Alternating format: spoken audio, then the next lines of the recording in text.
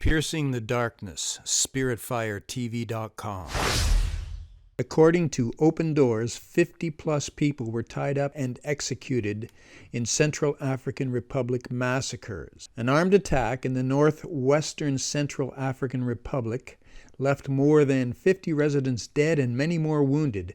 The massacres took place in several villages near the town of Pahoua, not far from the Chad border. This is the biggest single loss of life in CAR since the country's government and 14 armed groups signed a peace agreement earlier this year in February. Throughout sub-Saharan Africa, the church is on fire with persecution. While the impact on Christians in these attacks is not known, Christians are a majority in the country. Out of a total national population of 4.7 million believers, make up more than 3.5 million in the country.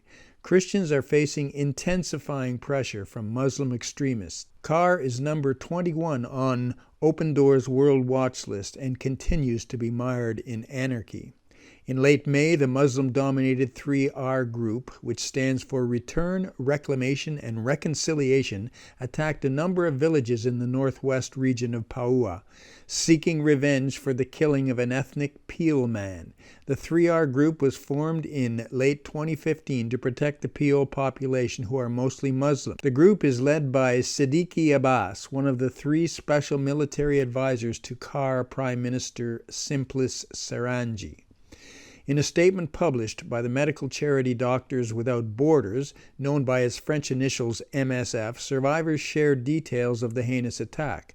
Gunmen wearing military fatigues and armed with Kalashnikovs arrived in my village and asked to see the community leaders to organize a general meeting, says Alphonse, a survivor who was injured by gunshots and treated by MSF teams. The people then gathered under a mango tree, he said.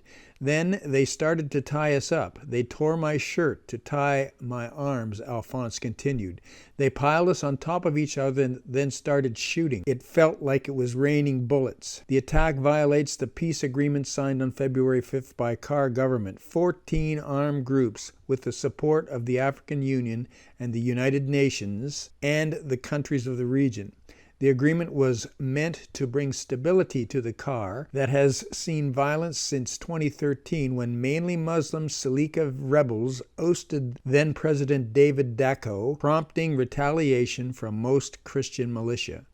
Over the past 6 years, repeated attacks and violence against civilians have left 2.9 million people, or half of the country, in need of humanitarian assistance. Thousands have died because of unrest in the diamond and gold producing country, and a fifth of the 4.5 million population have fled their homes. Open Doors calls on supporters around the world to pray for the Lord's abundant grace and mercy to be at work in all who suffered loss in these attacks, says Open Doors CEO David Curry. We call on the authorities of CAR to swiftly investigate the attack and bring those responsible to justice, and on the UN forces to do everything in its power to prevent further violence.